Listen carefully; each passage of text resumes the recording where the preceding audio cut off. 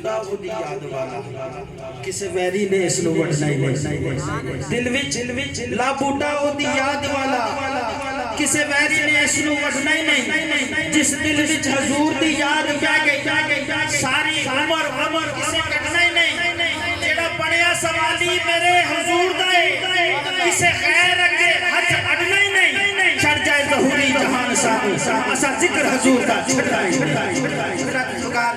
دینی اشار کے ساتھ دعوت خطاب دے رہا شہزادہ غوث الورا امین ولایت رعیہ قبر المشائخ پیر طریقت رہبر شریعت حضرت صاحبزادہ پیر سید محمد اویس محبوب شاہ صاحب مجددی گیلانی سجادہ نشین دربار علی حضور شریف دامت برکات مالیہ تشریف لائیں اور اپنے خطاب لاجواب سے ہم سب کو مستفید فرمائیں آپ کے آنے سے قبل اللہ اور اللہ کے رسول کے نام کو بلند کیجئے نعرہ تکبیر آواز بلند پکاریے نعرہ رسالت نعرہ حیدری نعرہ غوث آستانِ علیہ چورا شریف حضرت صاحبزادہ سید اویس محبوب شاہ صاحب مجدد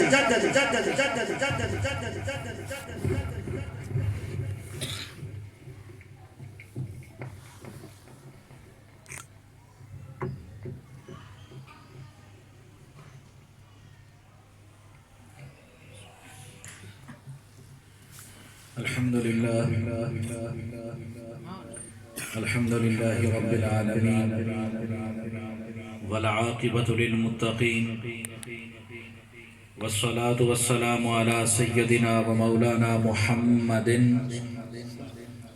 رسوله النبي الكريم الأمين الرؤوف الرحيم سيد الأنبياء والمرسلين قائد الغر المحجلين رحمة للعالمين شفيع المذنبين وخاتم النبيين وعلى آله الطيبين الطاهرين وأصحابه الراشدين المهديين المكرمين وأولياء أمته وعلماء ملته وفقراء طريقته وأهل سنته أجمعين إلى يوم الدين أما بعد فأعوذ بالله من الشيطان الرجيم بسم الله الرحمن الرحيم ربنا اغفر لي ولوالدي وللمؤمنين يوم يقوم الحساب صدق الله العلي العظيم إن الله وملائكته يصلون على النبي يا أيها الذين آمنوا صلوا عليه وسلموا تسليما اللهم صل على سيدنا محمد وعلى آل سيدنا محمد وأصحاب سيدنا محمد وبارك وسلم. جتنے حضرات موجود ہیں ایک مرتبہ انتہائی محبت اور احترام کے ساتھ برگاہ رسالت مآب میں باواز بلند ہدیہ درود و سلام پیش فرما لیں. پڑھیں الصلاۃ والسلام علیک یا سیدی یا رسول اللہ الصلاۃ والسلام علیک یا سیدی یا حبیب اللہ الصلاۃ والسلام علیک یا سیدی یا رحمت للعالمین وعلی آلک واصحابک یا سیدی یا خاتم النبیین. انتہائی واجب القدر والاحترام سامعین ذی وقار معزز و محترم حاضرین گرامی قدر، آپ تمام حضرات بخوبی آگاہ ہیں کہ ہم سب کے یہاں جمع ہونے کا مقصد نہایت ہی محترم و مکرم بھائی محمد جنید کے والد گرامی محمد صدیق صاحب رحمۃ اللہ تعالی علیہ کے ایصال ثواب کے لیے اور ان کے لیے دعائے مغفرت اور ان کے ختم مبارک ختم جہلم کے سلسلہ میں اس محفل پاک میں ہم سب شریک ہیں. اللہ تعالیٰ سے یہ دعا ہے کہ اللہ پاک اپنے حبیب کریم علیہ الصلاۃ والسلام کے صدقے ان کی بخشش اور مغفرت فرمائے. اللہ ان کے درجات کو بلندیاں عطا فرمائے اور جنت الفردوس میں ان کو اعلیٰ مقام نصیب فرمائے. دوستان ذی وقار، قرآن کریم کی ایک آیت کریمہ جو میں نے آپ کے سامنے تلاوت کی ہے، ہم روزانہ اپنی نماز کے اندر یہ دعا پڑھتے ہیں اور ویسے بھی عام طور پر بھی یہ دعا مانگی جاتی ہے جو اللہ کے بڑے جلیل القدر اور علو العظم اور عظیم الشان پیغمبر حضرت سیدنا ابراہیم علیہ السلام کی دعا ہے۔ قرآن کریم نے حضرت ابراہیم علیہ السلام کی یہ الفاظ اللہ پاک نے ذکر فرمائے ہیں قرآن میں، جس میں ابراہیم علیہ السلام دعا مانگا کرتے تھے کہ ربنا اغفر لی، اے اللہ میری بخشش فرما دے، ولوالدیہ اور میرے والدین کی بخشش فرما، وللمؤمنین یوم یقوم الحساب اور ایمان والوں کی بخشش اور مغفرت فرما اس دن جس دن تو سب کو حساب کے لیے کھڑا کرے گا۔ دوستان ذی وقار، اپنی زندگیوں پر اگر ہم نظر ڈالیں تو روزانہ کی بنیاد پر ہم دیکھتے ہیں کہ موت ایک ایسی حقیقت ہے جس کو ہم جھٹلا نہیں سکتے۔ یہ ہمارا تجربہ ہے، یہ سنی سنائی بات نہیں ہے بلکہ آنکھوں دیکھی بات ہے، اور ہم روزانہ اپنے کسی نہ کسی چاہنے والے کو اپنے عزیز و اقارب میں سے، اپنے رشتہ داروں میں سے، اپنے پیاروں دوستوں اور یاروں میں سے کوئی نہ کوئی ایسا بندہ ہوتا ہے جسے ہم اپنے کندھوں پر اٹھا کر اس کے آخری ٹھکانے تک پہنچا رہے ہوتے ہیں۔ امام اہل سنت امام احمد رضا خان نے فرمایا تھا، ہائے غافل وہ کیا جگہ ہے جہاں 5 جاتے ہیں 4 پھرتے ہیں۔ یعنی لوگوں کو توجہ دلاتے ہوئے اس بات کی طرف آپ نے اشارہ فرمایا کہ جب جنازہ لے کے جا رہے ہوتے ہیں نا تو وہ 5 بندے، 4 اٹھانے والے اور 1 بندہ ان کے کندھوں پہ ہوتا ہے۔ فرماتے ہیں کہ بندہ کوئی اس جگہ کے لیے غور کر لے جہاں جاتے تو 5 ہیں لیکن واپس 4 آتے ہیں، 1 کو وہیں چھوڑ جاتے ہیں۔ تو یہ ہماری روزمرہ کی زندگی ہے اور ہم روزانہ اپنی آنکھوں سے دیکھتے ہیں، اپنے پیاروں کو اپنے ہاتھوں سے رخصت کرتے ہیں۔ جہاں ہمارے لیے یہ مہلت ہے وہیں ہمارے لیے عبرت کا سامان ہے، وہیں ہمارے لیے سوچ اور فکر کا سامان ہے، اور یہ موقع ہے جو اللہ کی طرف سے ہمیں عطا فرمایا گیا ہے، اور اس بات کی تنبیہ ہے کہ ایک نہ ایک دن جہاں ہم اپنے پیارے کو چھوڑ کر آ رہے ہیں اسی کے پہلو میں ہم نے بھی جہاں جا کے لیٹ جانا ہے۔ اس لیے دوستان ذی وقار، جانے والا اس دنیا سے چلا جاتا ہے، جب وہ دنیا سے رخصت ہوتا ہے، من ماتا فقط قاما قیامتہ، جو بندہ دنیا سے رخصت ہو گیا اس کے لیے اس کی قیامت قائم ہو گئی۔ ہم آپس میں باتیں کرتے ہیں نا، قیامت قائم ہوگی، میں تجھ سے جا کے اللہ کے سامنے یہ حساب لے لوں گا، قیامت والے دن لے لوں گا۔ تو کسی نے کہا تھا کہ جو بندہ فوت ہو جاتا ہے اس کی قیامت اسی دن قائم ہو جاتی ہے، کیونکہ یہ ایک ایسی منزل ہے، ایک ایسا مقام ہے کہ جو بندہ اس مقام پر کامیاب ہو جاتا ہے وہ حشر والے دن بھی کامیاب قرار پائے گا، اور جو بندہ اس مقام پر ڈگمگا جاتا ہے یا وہ ناکام رہ جاتا ہے تو وہ حشر والے دن بھی کامیاب نہیں ہو سکتا۔ زندگی کا پہلا امتحان جو انسان نے زندگی گزاری ہے اور اس کے اوپر جو امتحان اس سے لیا جانا ہے، وہ پہلا امتحان انسان کی قبر میں شروع ہو جاتا ہے۔ اللہ پاک فرماتا ہے سورہ ملک کے اندر، الذی خلق الموت والحیات لیبلوکم ایکم احسن عملا، اللہ نے تمہارے لیے موت کو بھی پیدا فرمایا اور تمہیں زندگی بھی عطا کی، اس کو بھی پیدا فرمایا۔ کس وجہ سے؟ لیبلوکم ایکم احسن عملا، تاکہ دیکھیں کہ تم میں سے کون اچھے اعمال کر کے آتا ہے۔ تو قبر جو ہوتی ہے وہ اس کے لیے امتحان گاہ ہے، وہ ایگزامینیشن ہال ہے، وہ پہلا امتحان جس میں بندے نے جا کر پیپر دینا ہے۔ اس پیپر میں جو کامیاب ہو جاتا ہے وہ حشر والے دن بھی سرخرو ہو کر اٹھے گا، اور حشر کی سامانیوں میں بھی اللہ پاک اسے نجات عطا فرمائے گا۔ تو دوستان ذی وقار، پہلی بات تو یہ ہے کہ جب ہم نے یہ بات جان لی کہ دنیا ایک نہ ایک دن چھوڑ کر ہم نے قبر میں اتر جانا ہے۔ امیر المؤمنین عمر فاروق رضی اللہ تعالی عنہ سے ایک بندے نے سوال کیا، اس نے کہا جی قبر میں چلے جاتے ہیں، دنیا چھوڑ دیتے ہیں، تو اس کا کیا مطلب ہے کہ بندہ بالکل ختم ہو جاتا ہے، فنا ہو جاتا ہے؟ تو امیر المومنین عمر فاروق نے فرمایا نہیں، موت جو ہے وہ عدم محض کا نام نہیں ہے کہ بندے کو موت آ گئی اور اس کا قصہ تمام ہو گیا، وہ ختم ہو گیا، قصہ پارینہ بن گیا، نہیں۔ امیر المومنین نے فرمایا بلکہ موت ایک حالت کا نام ہے جو ایک گھر سے بندے کو دوسرے گھر میں منتقل کر دیتی ہے۔ سبحان اللہ۔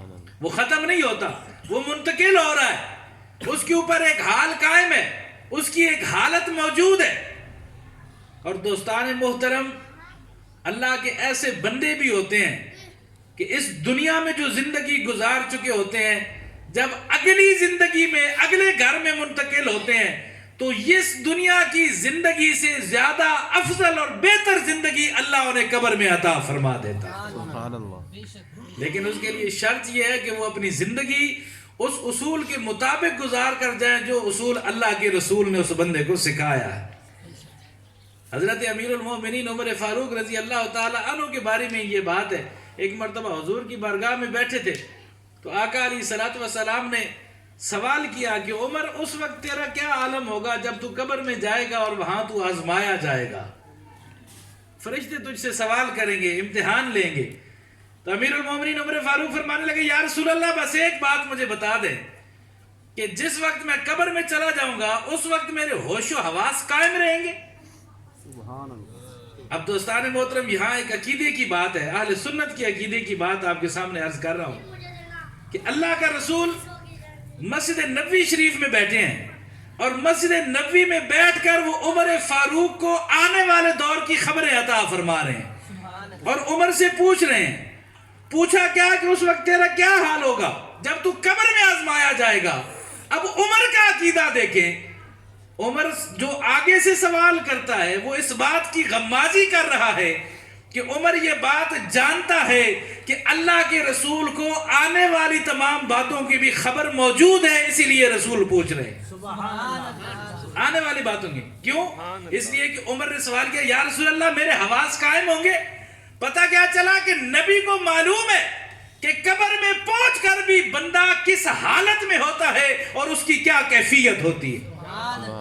آقا علیہ الصلوۃ والسلام نے فرمایا ہاں تیرے حواس قائم ہوں گے، یعنی بندہ جب قبر میں جاتا ہے وہ ہوش و حواس میں ہوتا ہے، یہ نہ سمجھے اب جس طرح دنیا میں بیٹھا ہے ہوش و حواس کے ساتھ، اسی سے یہ نتیجہ اخذ ہوتا ہے کہ دنیا کی زندگی بھی ہے اور اللہ بندے کو قبر میں بھی زندگی عطا فرماتا ہے۔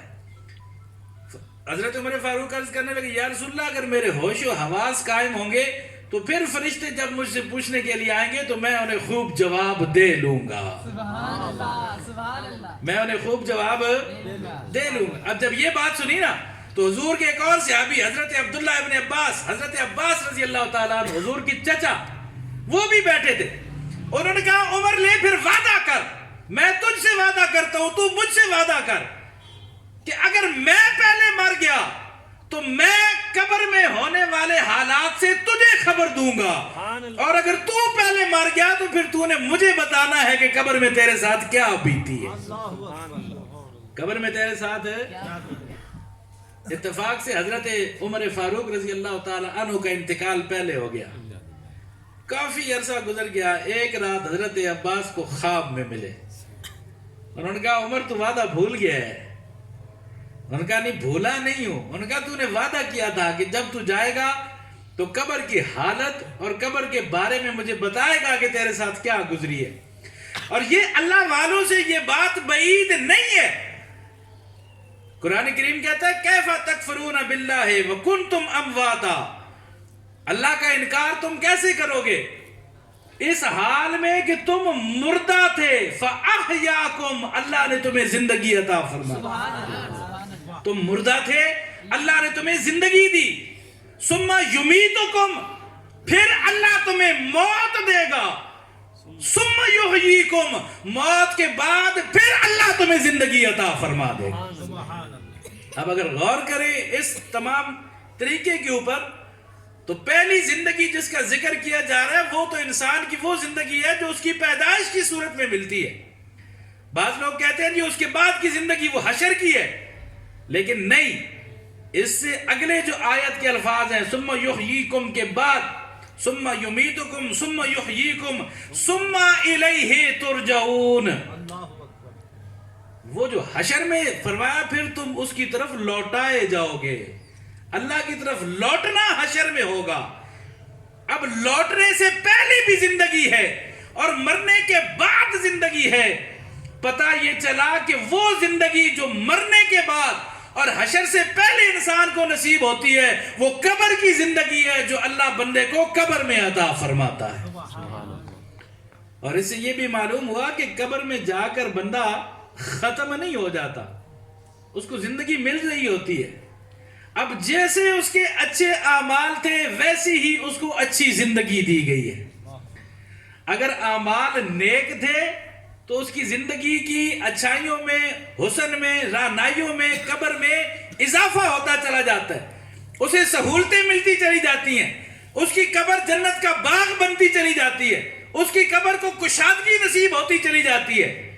لیکن اگر اچھے اعمال نہیں تھے تو اعمال کے نتیجے کے اوپر نتیجہ مرتب ہوتا ہے اور اس طرح کی زندگی بہرحال اسے ضرور قبر میں دی جاتی ہے.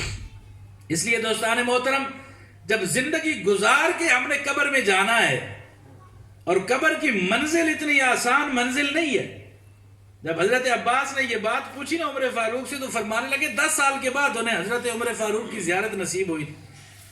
جب انہوں نے حضرت عمر فاروق کی زیارت کی تو عمر فاروق فرمانے لگے میں ابھی اللہ کو سوال و جواب دے کر فارغ ہوا 10 سال کے عرصے میں. اور انہوں نے کہا جان کیسے چھوٹی؟ انہوں نے کہا جان, اب یہ وہ بات بندہ کر رہا ہے جو رسول اللہ کی مراد ہے, جس کو حضور نے دعائیں مانگ کر اللہ سے مانگا ہے اپنے لیے. حضرت عمر بن خطاب کے لیے رسول اللہ نے دعائیں مانگی ہیں اور جنہیں جنت کی بشارتیں عطا فرمائی ہیں, جن کا خاتمہ ایمان پر ہونا یہ رسول کی زبان سے سنا گیا ہے, اور جن کے لیے اللہ نے قرآن میں یہ بیان فرمایا ہے کہ میں ان سے راضی ہو چکا ہوں. رضی اللہ عنہم ورضوا عنہ, یہ اللہ سے راضی ہیں اور اللہ ان سے راضی ہے. ان کا عالم یہ ہے کہ وہ حساب و کتاب دینے پہ آتے ہیں تو 10 سال گزرتے ہیں. آپ اپنا اندازہ کریں آپ کا عالم کیا ہو. آپ کے لیے تو جنت کی بشارت بھی نہیں ہے, آپ کے لیے تو جنت کی خوشخبری بھی نہیں ہے, آپ کے لیے مغفرت کا مجدہ جو ایک بالکل اس کے لیے واضح کر دیا جاتا ہے وہ بھی نہیں ہے. آپ کو یہ بھی نہیں معلوم کہ آپ کا رب آپ سے راضی ہے یا نہیں ہے. تو پھر آپ کا عالم کیا ہوگا جو آپ قبر کو اتنا آسان سمجھ لیں. انہوں نے پوچھا پھر فیصلہ کیا ہوا؟ انہوں نے کہا فیصلہ یہ ہوا کہ حساب و کتاب دینے کی باری آئی, میں دیتا رہا. آخر میں اللہ نے حکم صادر فرمایا جاؤ اس کو بغیر کسی وجہ کے معاف کر دو. عمر فاروق کو بغیر کسی وجہ کے معاف کر دو. یعنی فیصلہ پھر بھی ٹھہرا تو اللہ کے فضل کے اوپر ٹھہرا کہ اللہ جس بندے پر فضل فرمائے گا اس کی بخشش پھر فرما دی جائے. اللہ جس کے لیے بخشش فرمائے گا. دوستان محترم, یہ ان لوگوں کے لیے یہ بات کی گئی, اور ہمارے اور آپ کے اعمال تو پتہ یہ چلا کہ بندہ زندگی ایسے گزارے کہ جس زندگی گزارنے کے ڈھنگ سے اللہ بھی راضی ہو, اللہ کا رسول بھی راضی ہو جائے, تاکہ اس کی قبر بھی سنور جائے, اس کا حشر بھی سنور جائے. دنیا کو ہم نے چھوڑنا تو ہے. بعض بندے وہ ہوتے ہیں جو دنیا کو اپنی مرضی سے اور خوشی کے ساتھ چھوڑتے ہیں. ایسی بھی مخلوق قائم ہے. اب وہ خوشی کس وجہ کی ہوتی ہے وہ میں آپ کو بتاتا ہوں. اور بعض بندے وہ ہوتے ہیں جن کا دل نہیں چاہ رہا ہوتا دنیا چھوڑنے کو, جن کا دل نہیں چاہ رہا. سکندر یونانی جب وہ دنیا کو فتح کرنے کے لیے نکلا نا تو 33 سال کی عمر کا نوجوان تھا. اب یہ ہمارے اس علاقے سے گزرا ہے, وہ یہ ملتان, تلمبا, میاں چنو, یہ سب کچھ فتح کرتے کرتے وہ ٹیکسلا کے قریب جا کر پہنچا ہے. اس کا لشکر جب ٹیکسلا کے قریب پہنچا تو 33 سال عمر تھی سکندر یونانی کی, جسے آپ سکندر اعظم کہتے ہیں, الیگزینڈر. 33 سال کی عمر. جب ٹیکسلا پہنچا تو اس کا آخری وقت آ گیا, بخار چڑھ گیا نا اس کو, اور موت نے اپنا شکنجا کس لیا. اس کا بس اب اسے نظر آ گیا کہ اب میں نہیں بچوں گا. اس نے اپنے لشکر کو جمع کیا. واپسی کا سفر, اس نے کہا واپسی کا سفر کرو. بیماری کے عالم یہاں تلمبے جب پہنچا میاں چنو کے قریب تو یہاں آ کر وہ بستر موت پر وہ لیٹ گیا.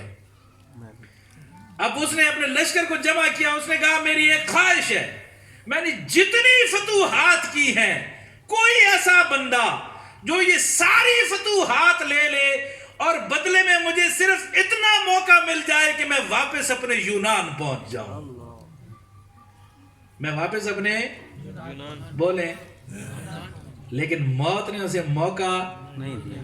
بعض لوگ ایسے ہوتے ہیں جو ہنسی خوشی موت کو گلے لگاتے ہیں، اور بعض لوگ ایسے ہوتے ہیں جن کا دل نہیں کر رہا ہوتا دنیا چھوڑنے کو، لیکن انہیں بھی دنیا چھوڑنا بولیں پڑتی ہے۔ بعض اپنی خوشی سے جاتے ہیں۔ خوشی سے کون جاتا ہے؟ جب مرد مومن کی بات آتی ہے نا روح نکالنے کی، رسول اللہ کا کلمہ پڑھنے والا حضور کا سچا غلام جب دنیا سے جاتا ہے، اس کی موت پتہ ہے کیسے قبض کی جاتی ہے؟ حدیث میں آتا ہے اللہ کے اوپر کوئی عمل دشوار نہیں ہے، لیکن جب مرد مومن کی روح قبض کرتا ہے تو یہ امر اللہ کو بڑا گراں گزرتا ہے، کیونکہ وہ بندہ بڑا پیارا ہوتا ہے اللہ کو۔ اب موت کی تکلیف تو ہے، اسے تکلیف ہوتی ہے، اور اللہ اس بات کو برداشت نہیں کرتا کہ میرے بندے کو تکلیف ہو رہی ہے۔ اب اس کے لیے طریقہ کیا اختیار کیا جاتا ہے؟ حدیث پاک کی روح سے 3 طریقے ہوتے ہیں۔ ایک طریقہ یہ ہے کہ اللہ فرشتوں کو حکم ہے وہ اس کے ایمان کے درجے کے مطابق ہیں۔ ایک تو یہ ہے کہ اسے گلاب کا پھول سنگھایا جاتا ہے کہ اس کی خوشبو سونگ، مرد مومن وہ گلاب کا پھول سونگتا ہے اور اس کی خوشبو جب وہ کھینچتا ہے تو ادھر سے اس کی روح کھینچ لی جاتی ہے، اسے تکلیف نہیں ہوتی۔ دوسری بات یہ ہے کہ مرد مومن کو اس کے لیے تیار کیے گئے انعامات دکھائے جاتے ہیں۔ وہ جیسے ہی اس کے سامنے سے پردہ ہٹتا ہے نا، وہ دیکھتا ہے کہ اللہ نے میرے لیے کیا کیا تیار کر رکھا ہے جنت میں، وہ اسی بات میں مگن ہوتا ہے، اور اس سے پوچھا جاتا ہے کہ یہاں تو نے پہنچنا ہے، یہ لینا چاہتا ہے، یہ گھر لینا چاہتا ہے، یہ باغ لینا چاہتا ہے، یہ نہر لینا چاہتا ہے، اور وہ کاوش کرتا ہے، کوشش کرتا ہے کہ ہاں میں جانا چاہتا ہوں۔ وہ جیسے ہی جانے کے لیے آگے بڑھتا ہے تو اس کی روح کو کھینچ لیا جاتا ہے، اس وقت بھی اسے معلوم نہیں ہوتا۔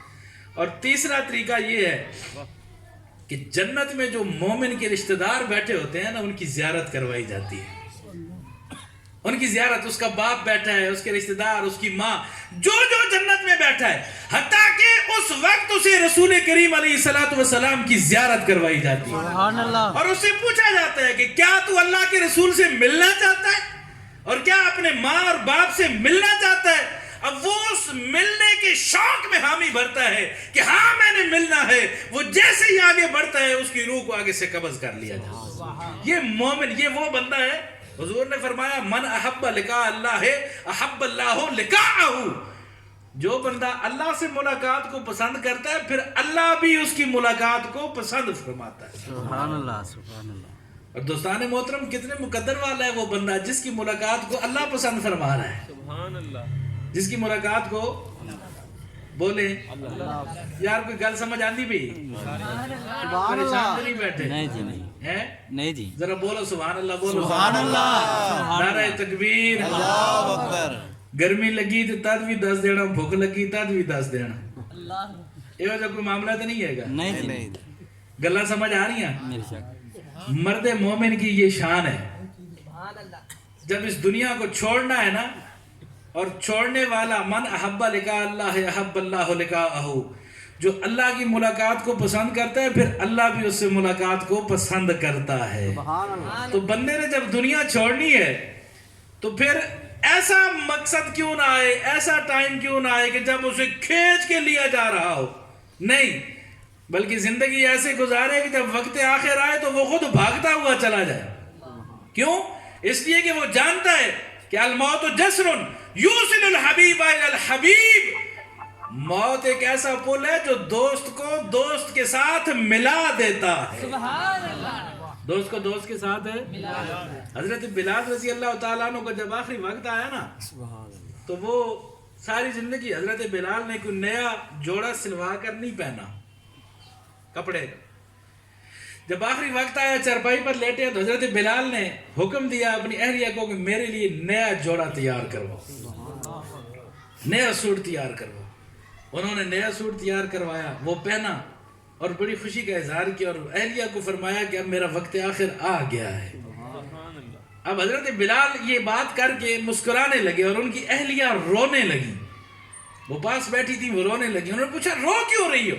اس نے کہا آپ کا لگتا ہے دماغ چل گیا ہے. کیوں؟ اس نے کہا موت کا وقت ہے اور آپ ہنس رہے ہیں اور میں رو نہ تو کیا کروں کہ میری تو زندگی ساری اجاڑ بن رہی ہے. حضرت بلال فرمانے لگے تو اس لیے رو رہی ہے کہ میں تجھے چھوڑ کے جا رہا ہوں اور میں اس لیے ہنس رہا ہوں کہ میں اپنے آقا کی خدمت میں جا رہا ہوں. سبحان اللہ سبحان اللہ اللہ اکبر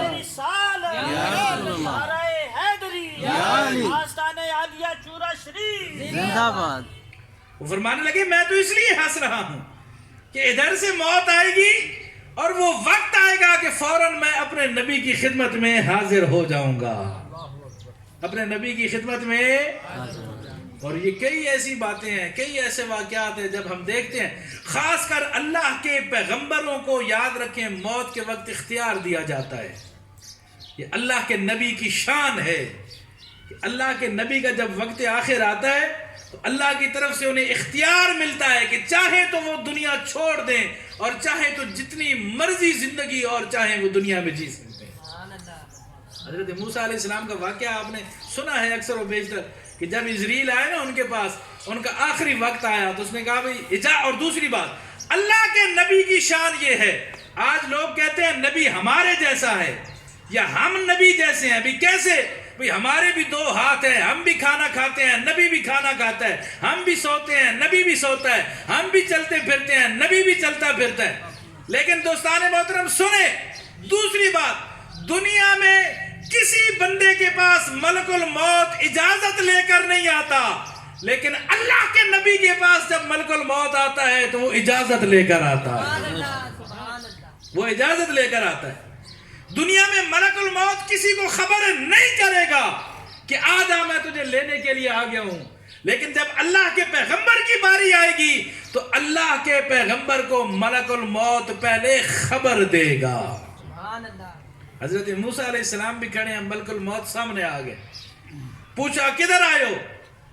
اس نے کہا حضور آپ کا وقت آخر آ گیا ہے، قریب ہے، اجازت دے تو روح قبض کروں. آپ نے سنا ہے بخاری کی حدیث ہے، حضرت موسیٰ علیہ السلام نے رکھ کے تھپڑ اس کے چہرے پہ مارا اور اس کی آنکھ نکل گئی. اب ملک الموت اسرائیل جو ہے وہ واپس اللہ کی بارگاہ میں حاضر ہو گیا. مولا نے پوچھا کیا ہوا؟ ملک الموت کہنے لگا مولا کیسے بندے کے پاس بھیج دیا ہے، اس نے مجھے تھپڑ دے مارا ہے آگے سے. اللہ نے فرمایا جا میرے موسیٰ سے پوچھ کیا چاہتا ہے اور یہ جنت سے دمبا لے جا، یہ جا اور موسیٰ سے کہے کہ اس کے اوپر ہاتھ پھیر اور جتنے بال اس دمبے کے حضرت موسیٰ کے ہاتھ کے نیچے آتے ہیں اتنے سال کی اور زندگی پیارے موسیٰ کو عطا کر دی جائے. سبحان اللہ. یہ اللہ کے نبی کی شان، یہ اختیار ہے جو اللہ نے اپنے پیغمبروں کو عطا فرما رکھا. ہمارے نبی مکرم صلی اللہ علیہ وسلم کا جب وقت آخر آیا تو اسرائیل آتے ہیں اور آ کر پہلے دروازے پر دستک دیتے ہیں کہ یا رسول اللہ اجازت ہو تو کمرے میں داخل ہو جاؤں، اجازت نہیں ہے تو یہیں سے واپس چلا جاؤں. سبحان اللہ. یہ اللہ کے نبیوں کی شان ہے. اور پھر اللہ کے نبیوں کے صدقے میں اللہ اس امت کے ولیوں کو بھی یہ مقام عطا فرماتا ہے. حضرت احمد شربینی ایک بہت بڑے بزرگ گزرے ہیں، اب وہ مقام رضا پر فائز تھے ولایت کے درجے میں. اب ایک مرتبہ ایسا ہوا کہ ان کا جوان بیٹا تھا، اس کے اوپر اس کا آخری وقت آ گیا، موت طاری ہو گئی. اس بیٹے کی جو والدہ تھی وہ روتی ہوئی احمد شربینی کے پاس آئی. اب حضرت بیٹھے ہیں، انہوں نے کہا جی تیرا بیٹا مر رہا ہے. انہوں نے کہا ٹھیک ہے اللہ کی رضا ہے. مقام رضا پر فائز تھے، لیکن ماں کی ممتا تھی وہ تڑپ اٹھی. اس نے کہا بڑا ولی بنا پھرتا ہے، تیری بڑی شہرت کے چرچے ہیں اور تو لوگ تیری بڑی باتیں کرتے ہیں اور تیرا جوان بیٹا تیری نظروں کے سامنے مر رہا ہے. اس نے کہا ولی ہوتا ہی وہ ہے جو اللہ کی رضا میں راضی ہوتا ہے، سبحان اللہ. جو اللہ کی رضا میں. امام حسین کربلا کے میدان میں شہید ہوتے ہیں. اگر امام حسین چاہتے تو کیا نہیں ہو سکتا تھا اس کربلا کے میدان میں، لیکن وہ اللہ کی رضا میں. امام زین العابدین جا رہے ہیں، ہاتھوں میں ہتھکڑیاں ہیں. آگے سے عرب کا مشہور شاعر ملتا ہے، وہ جب دیکھتا ہے کہ امام زین العابدین کے ہاتھوں میں ہتھکڑیاں ہیں رو پڑتا ہے، کہتا ہے آل رسول یہ کیا حالت ہو گئی ہے آپ کی. حضرت امام زین العابدین इशारा फरमाते हैं तो हथकड़ियाँ टूट के नीचे गिर जाती हैं। सुभान अल्लाह। अब जब हथकड़ियाँ नीचे गिरती हैं तो वो हैरान हो जाते हैं, वो कहते हैं ये क्या? इमाम ज़ैनुल आबिदीन ने फरमाया ये वो तसर्रुफ है जो अल्लाह ने मुझे अता फरमा रखा है। सुभान अल्लाह। उसने कहा अगर ये तसर्रुफ है तो फिर ये क्या आलम हो चुका है कि पूरे का पूरा घराना ज़िबा कर दिया गया है, सारा घर उजड़ गया है, वहां तसर्रुफ क्यों नहीं काम किया आपके? तो इमाम ज़ैनुल आबिदीन फरमाने लगे वो अल्लाह की रजा थी, हम अल्लाह की रजा में राजी रहने वाले। सुभान अल्लाह। रब जिस बात में राजी है हमने उस बात में राजी रहना। अहमद शर्बीनी वो भी कहने लगे बच्चे के लिए वक्त आखिर आ गया तो ये रब की रजा है और मैं राजी हूं, लेकिन माँ ने रोना पीटना शुरू किया, तड़पी, वो देख ना सके, बच्चे के पास तशरीफ लाए, उस पर नजा का आलम तारी था, वो देख ना सके, मलकुल मौत निगाहों के सामने था। हजरत अहमद शर्बीनी ने थोड़ी देर आसमान की तरफ निगाह उठाकर देखी और फिर अपनी नजरों को नीचे किया और फरमाया या मलकुल मौत इरजी इला रब्बिक कद हुक्म मौतिही कद नुसिख, ऐ मलकुल मौत अपने रब की बारगाह में वापस चला जा कि मेरे इस बेटे की मौत का हुक्म मनसूख कर दिया गया। बात समझ आइए? इस बेटे का वक्त आखिर टाल दिया गया है, मनसूख कर दिया गया है। ये वलियों की शान है जिन्हें ये शान नबियों के सदके में मिलती है। हजरत मूसा अलैहिस्सलाम के पास वो आ गया, वो दुम्बा लेके, उसने कहा फिर आ गया सामने, फरमाया फिर क्यों आया है? उसने कहा अल्लाह की तरफ से ये हुक्म है कि इसके ऊपर हाथ फेरे, जितने बाल आपके हाथ के नीचे आएंगे उतने साल की जिंदगी अल्लाह अता फरमाएगा। मूसा अलैहिस्सलाम ने कहा फिर? उसने कहा जी फिर जब वो साल पूरे हो जाएंगे फिर आपको अल्लाह की बारगाह में जाना पड़ेगा। अब मूसा अलैहिस्सलाम ने फरमाया जब इतने साल गुजार के फिर आखिर मौत से हमकनार होना है, कुरान कहता है फ़इन्नहु मुलाक़ीकुम कुल इन्नल मौत अल्लज़ी तफ़िर्रूना मिन्हु फ़इन्नहु मुलाक़ीकुम। ऐ मेरे हबीब फरमा दीजिए कि जिस मौत से तुम भागते हो एक न एक दिन उसके साथ तुम्हारी मुलाकात हो कर रहेगी। फरमाया इतने साल गुजार के भी फिर मौत से हमकनार होना है। कुल्लु नफ्सिन ज़ायक़तुल मौत, फिर मौत का जायका चखना है, तो चल अभी अपने अल्लाह की बारगाह में चलते हैं। सुभान अल्लाह। अब ये जिंदगी है, एक जिंदगी वो है जो बंदा अपनी मर्जी से गुजार कर अपनी मर्जी से मौत को गले से लगाता है। एक बंदा वो है जो अपनी मर्जी से नहीं जाना चाहता, उसे खींच कर ले जाया जाता है। दोस्तान मोहतरम, कामयाब जिंदगी वही है जो बंदा हंस के मौत को गले लगा लेता है, और मोमिन की निशानी यही है। अल्लामा इकबाल ने कहा था मैं तुझे मोमिन की निशानी बताऊं। मोमिन की निशानी ये है कि जब मौत आती है तो मोमिन के होंठों पे मुस्कुराहट आ जाती है। जो मर गायब तबस्सुम बर लबे ऊस, वो कहता है कि जब मौत आती है तो मोमिन के होंठों पे मुस्कुराहट किस वजह से होती है? हम लोग तो मौत का नाम सुनते हैं तो भाग जाते हैं, उनकी मुस्कुराहट इसी वजह से होती है कि उन्हें अपने हबीब से मुलाकात का मौका नसीब हो रहा है। इसलिए दोस्तान मोहतरम, जिंदगी गुजारे तो इस शान के साथ जिंदगी गुजारे। मोमिन की यही शान है। अल्लामा इकबाल ने एक और मकाम पर फरमाया था मोमिन होता क्या है। वो कहते हैं ये राज किसी को नहीं मालूम कि मोमिन कारी नजर आता है, हकीकत में है कुरान। मोमिन वो होता है जो चलता फिरता कुरान होता है, जो चलता फिरता कुरान है। ये मोमिन जब कब्र में जाता है, जब इसका वक्त आखिर आता है, जब ये मैदान हशर में उठेगा, तो इस मोमिन की निराली ही शान होगी। नूर आंखों में तो चेहरों पे उजाले होंगे, मुस्तफा वालों के अंदाज निराले होंगे। क़यामत वाले दिन जब मुस्तफा का कलमा पढ़ने वाले उठेंगे ना, वो दुनिया में भी इसी शान से रहते हैं, वो कब्र में भी इसी शान के साथ जाते हैं, और वो हशर वाले दिन भी निराली शान के साथ उठेंगे कि देखने वाले देख कर पहचानेंगे कि ये मोहम्मद अरबी का कलमा पढ़ने वाले लोग आ रहे हैं।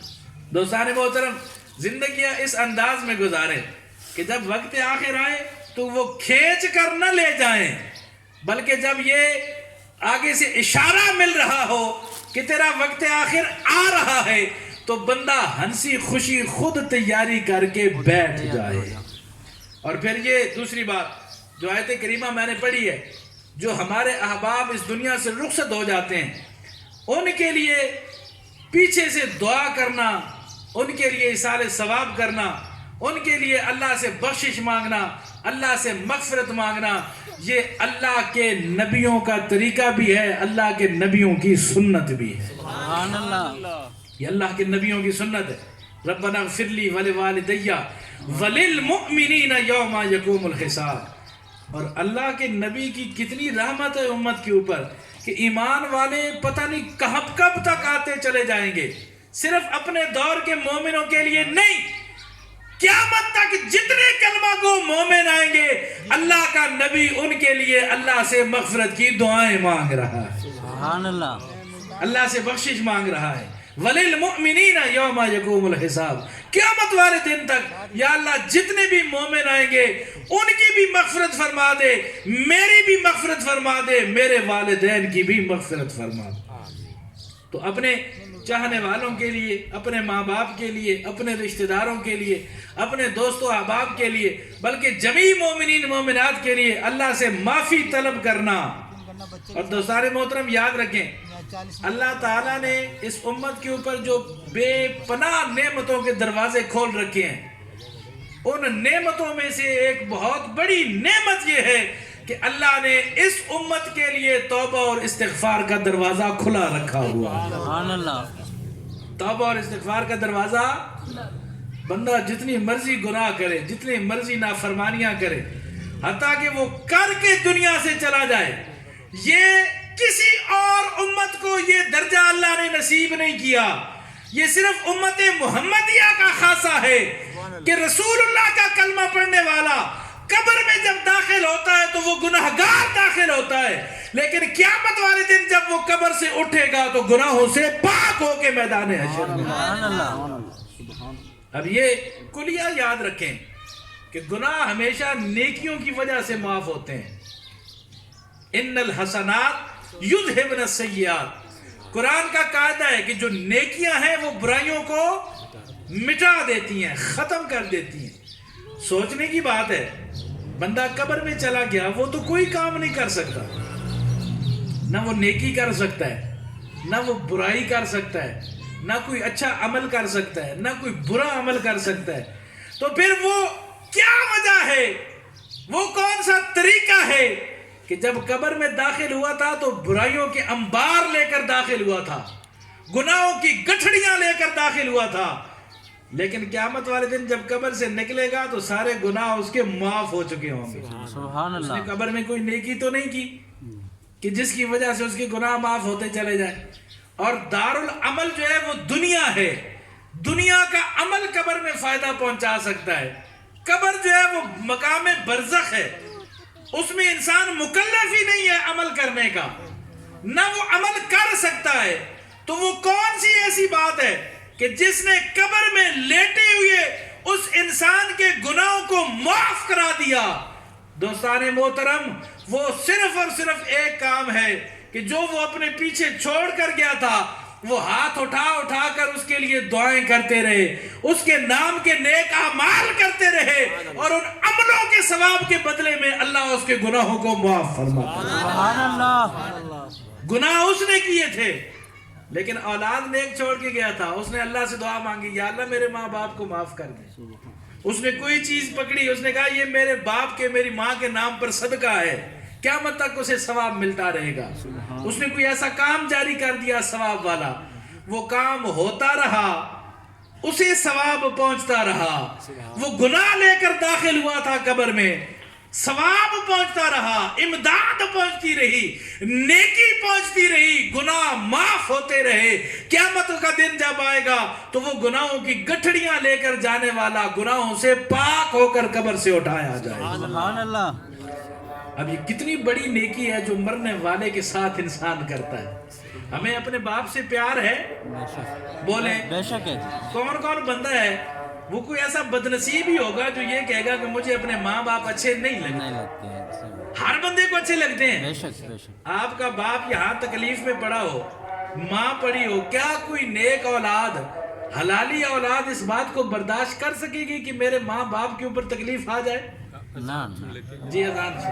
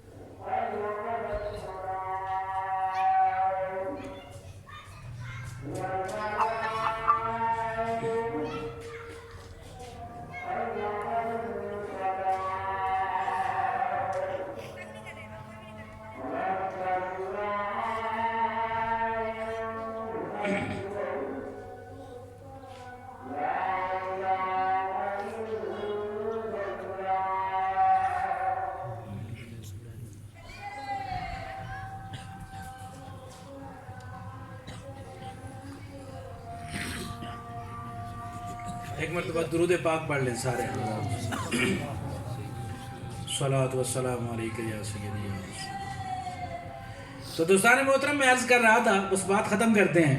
کوئی اولاد اپنے ماں باپ کو کسی بھی تکلیف میں مبتلا نہیں دیکھ سکتی. اگر ماں باپ اپنی اولاد کے ساتھ چاہت رکھتے ہیں تو اولاد بھی اپنے ماں باپ کے ساتھ بڑا پیار رکھتی ہے.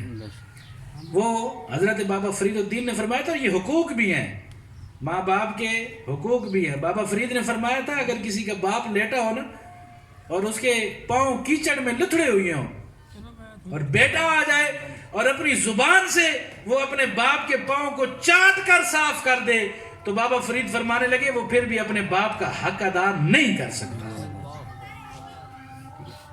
اب جب ہم ان سے پیار کرتے ہیں، اتنی محبت کرتے ہیں، اب جب قبر میں بندہ چلا گیا، ہمارا باپ چلا گیا، ہماری ماں چلی گئی، وہ بے بس ہو گئے،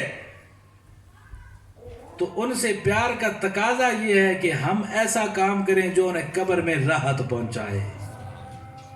اور اللہ نے اس امت کو یہ نعمت دی ہے کہ بندہ اپنے لیے خود معافی مانگے، اللہ پھر بھی معاف کر دیتا ہے.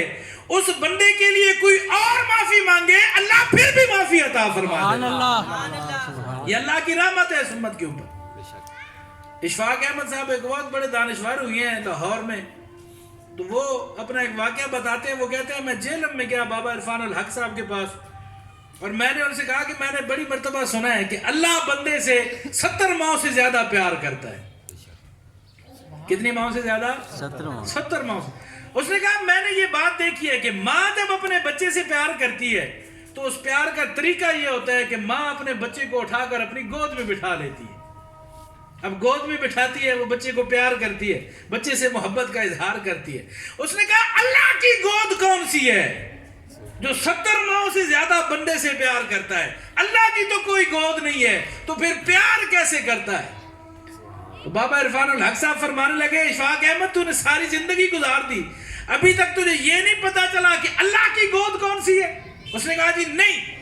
تو وہ فرمانے لگے اللہ کی گود توبہ ہے. بندہ جب توبہ کرتا ہے تو وہ سمجھ لے کہ میں اللہ کی گود میں بیٹھا ہوں اور اللہ مجھ سے محبت فرما. سبحان اللہ، سبحان اللہ. وہ جب اللہ سے معافی مانگتا ہے تو وہ گویا اللہ کی گود میں بیٹھا ہوتا ہے. اللہ کی محبت اس پر برس رہی ہوتی ہے، اسی وجہ سے اللہ اسے معافی کی توفیق عطا فرما رہا ہے. سبحان اللہ. اس لیے دوستان محترم یہ اللہ کی طرف سے بہت بڑی نعمت ہے اس امت کے لیے کہ وہ اپنے لیے معافی مانگے یا حضور کی ساری امت کے لیے معافی مانگے، اپنے ماں باپ کے لیے مانگے یا اپنے بہن بھائیوں کے لیے مانگے.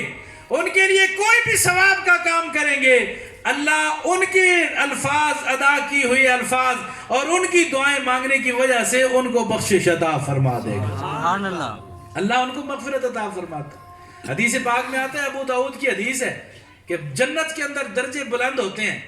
اللہ تعالیٰ مرد صالح کا درجہ جنت میں بلند فرماتا ہے. اب وہ آگے سے سوال کرتا ہے مولا درجے تو نیکیوں کی وجہ سے بلند ہوتے ہیں اور میں نے کوئی نیک کام ابھی تک نہیں کیا جس کی وجہ سے میرا درجہ بلند ہو جاتا, تو نے میرے درجے کو کیسے بلند کر دیا؟ تو اللہ فرماتا ہے ہاں تو نے نیک کام نہیں کیا لیکن بے استغفار ولد کا, جو اولاد پیچھے چھوڑ کے آیا ہے اس نے تیرے لیے استغفار طلب کی ہے, معافی مانگی ہے اور میں نے اس کی دعا کو قبول کر کے تیرے درجے کو بلندی عطا فرمائی. سبحان اللہ, سبحان اللہ. اس کی دعا کی وجہ سے تجھے یہ مرتبہ نصیب ہوا ہے. تو یہ کتنا بڑا عمل ہے, کتنی بڑی امداد ہے جو ہم اپنے پیاروں کو پہنچا سکتے ہیں, اور یہ ان کے لیے بھی نفع مند ہے, یہ ہمارے لیے بھی نفع مند ہے کہ ان کے درجے بلند ہو رہے ہیں, ہمارے نامہ اعمال میں نیکیوں کا اضافہ ہوتا چلا جا رہا ہے. سبحان اللہ. اسلام کی یہ شان ہے کہ اسلام اپنے ماننے والوں کے عمل کو ضائع نہیں کرتا. اسلام میں ایک بندہ, حضور نے فرمایا من سنہ حسنن, جس بندے نے نیک عمل کیا, اچھا عمل کیا اور اس کے اچھے عمل کے اوپر کئی لوگوں نے آگے عمل کرنا شروع کر دیا, میرے نبی نے فرمایا اللہ ان سب عمل کرنے والوں کو اجر عطا فرمائے گا, لیکن جس کی وجہ سے وہ عمل شروع ہوا ہے اس کے نامے میں بھی کسی قسم کی کمی نہیں کی جائے گی. الدال علی الخیر کفاعلہ, حضور نے فرمایا بھلائی کی طرف دلالت کرنے والا, رہنمائی کرنے والا ایسا ہی ہے جیسا وہ خود بھلائی کرنے والا ہے. سبحان اللہ. تو یہ کتنا بڑا اجر ہے کہ ہم ایک کام کر رہے ہیں, ہم درود شریف پڑھتے ہیں, ہم قرآن کا پارہ پڑھتے ہیں اور ہم اس کا ثواب اپنے ماں باپ کو اصال ثواب کرتے ہیں, امت مسلمہ کو کرتے ہیں, انہیں بھی ثواب پہنچ رہا ہے اور ہمارے اپنے نامہ اعمال میں بھی نیکیوں کا انبار لگ رہا ہے. اس لیے دوستان ذی وقار یہ سنت ہے اللہ کے پیغمبروں کی, اور اس سنت کو ہمیں پکڑنا چاہیے. بے شک. اگر ہم اپنے والدین سے پیار کرتے ہیں, اپنے رشتہ داروں کو اچھا جانتے ہیں, دوستیاں نبھاتے ہیں, بڑے دعوے سننے کو ملتے ہیں جی دوست نے دوست کی خاطر جان دے دی ہے. دوستی ہوتی وہ ہے جو جان لے لیتی ہے یا جان دے دیتی ہے, لیکن دوستان محترم میں یہ کہتا ہوں کہ اصل دوستی وہ ہوتی ہے جیسا کہ قرآن نے کہا ہے نا, الاخلاء یومئذ بعضهم لبعض عدو الا المتقین. جب قیامت کا دن آئے گا تو وہ دوستیاں نبھانے والے ایک دوسرے کے دشمن بن جائیں گے, لیکن جو متقی لوگ ہیں ان کی دوستی اس وقت بھی قائم رہے گی. بے شک, بے شک. جو نیک لوگ ہیں ان کی دوستی اس وقت بھی قائم رہے گی. تو دوستی نبھانے کا دنیا میں تو ہر کوئی نبھاتا ہے کہ کچھ غرضیں ہوتی ہیں, کچھ مفاد ہوتے ہیں, کچھ ان کے ساتھ فائدے پیوست ہوتے ہیں جو انسان کو حاصل کرنے ہوتے ہیں, لیکن اصل دوستی نبھانے کا مزہ تب ہی آتا ہے جب ایک دنیا چھوڑ دیتا ہے اور دوسرا اس کے پیچھے اس کے لیے اپنے رب سے مغفرت کی دعائیں مانگنا شروع کرتا ہے, اس کے ایصال ثواب کے لیے کام کرتا ہے, اس کی بخشش کے لیے کام کرتا ہے. اب یہ بخشش دونوں کو فائدہ پہنچا رہی ہے, جس کے لیے دعا مانگی جا رہی ہے اسے بھی فائدہ پہنچ رہا ہے, اور جو دعا مانگ رہا ہے اسے بھی فائدہ پہنچ رہا ہے. سبحان اللہ. اور ماں باپ کی شان تو یہ ہے, آج ہم بڑے پریشان ہیں جی, کام نہیں چلتا, کاروبار نہیں چلتا, دکان نہیں چلتی, رزق روزی میں بڑی تنگی ہے, لیکن جو بندہ ماں باپ کے لیے ہاتھ اٹھا کر ان کے مرنے کے بعد دعائیں مانگتا ہے, اللہ ان کی دعاؤں کے صدقے میں اس کے رزق روزی میں دنیا میں اضافہ فرما دیتا ہے. سبحان اللہ. وہ دعائیں ماں باپ کے لیے مانگ رہا ہے, لیکن اللہ کی بارگاہ میں ماں باپ کا اتنا درجہ ہے کہ اس درجے کی وجہ سے اللہ دنیا میں اولاد کو دنیاوی فائدہ پہنچا رہا ہے. اور قرآن میں جہاں کہیں بھی اللہ نے اپنی عبادت کا ذکر کیا ہے, وہیں ساتھ اللہ نے اس بات کا اعلان فرمایا ہے کہ والدین کے ساتھ احسان کیا کرو, والدین کے ساتھ نیکیاں کیا کرو. دوستان محترم سب سے بڑی نیکی یہ ہے جو والدین کے مرنے کے بعد انسان ان کے ساتھ کرتا ہے, جب وہ خود کوئی کام کرنے کے قابل نہیں ہوتے. دنیا میں تو اگر اولاد اپنے ماں باپ کو کما کر نہیں دے گی تو وہ خود کوئی کام کر لیں گے, وہ کسی دکان پہ بیٹھ جائیں گے، کسی کام کاج میں لگ جائیں گے، ان کے ہاتھ پاؤں سلامت ہیں، وہ چلے اگر وہ 1000 روپیہ مثال کے طور پر نہیں کما سکتے، کم از کم 100 روپیہ تو دن میں کما لیں گے، وہ اپنی رزق روٹی کا بندوبست کر لیں گے۔ لیکن جب وہ قبر میں پہنچ جاتے ہیں تو اس وقت وہ کچھ نہیں کر سکتے۔ اس وقت ان کی خدمت جو اولاد کر رہی ہوتی ہے، وہی خدمت اولاد کے لیے بھی نجات کا باعث بنے گی۔ اللہ تعالی ہم سب کو اس پر عمل کرنے کی توفیق عطا فرمائے، اور اللہ پاک ہم سب کے گناہوں کو معاف فرمائے، اور ہم سب کو جمیع مومنین کو اللہ بخشش اور مغفرت عطا فرمائے۔